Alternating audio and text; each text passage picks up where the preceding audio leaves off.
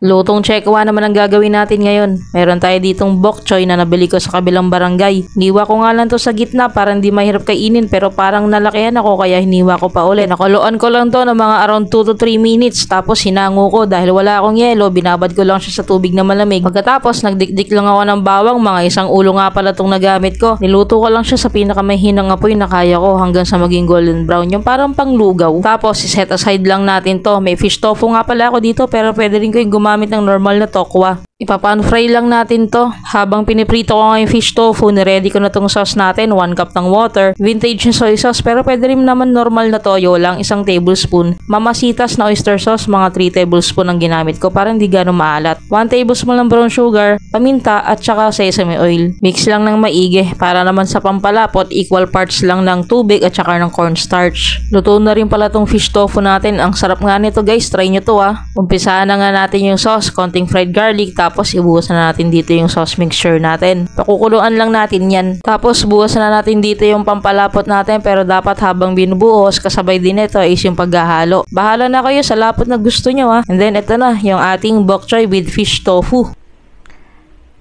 Ito na po yung ating niluto. So, chekwa muna tayo. Wala muna yung mga kuri-kurian. Yan. Kainin na natin to. You know, fish tofu. Favorite ko kasi talaga yan. Sarap pala nito, you know.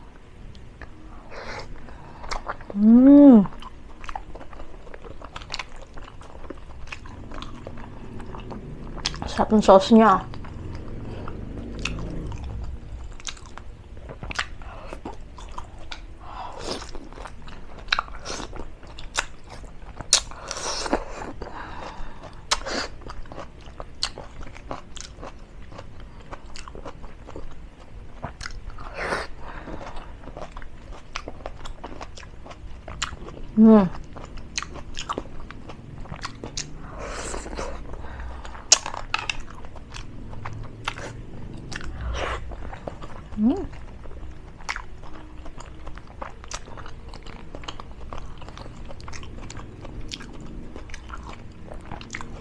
Buti na lang hiniwa ko pa itong lalaki pa rin.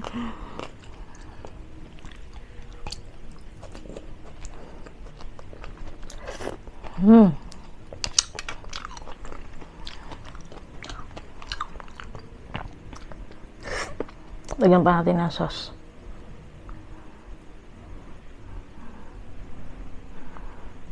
Kung matakaw ka sa sauce, pwede mong doblihin yung ingredients na yun.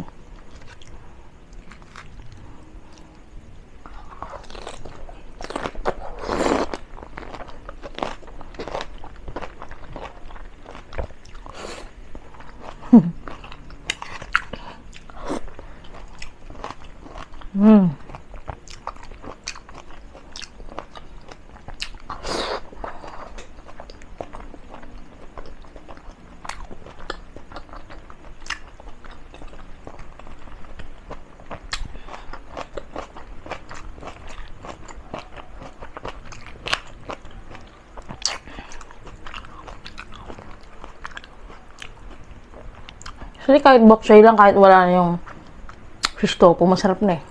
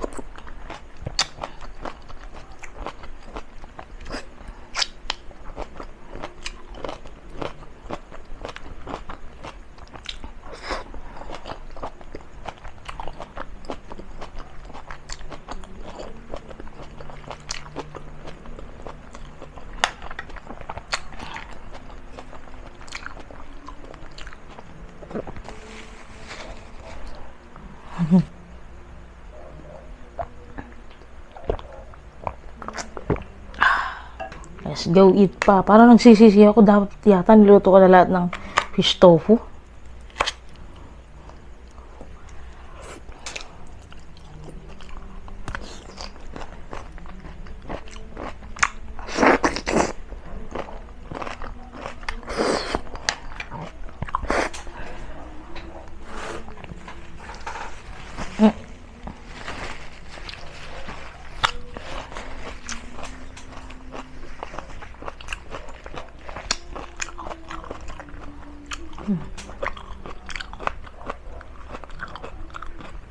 Mga fried garlic.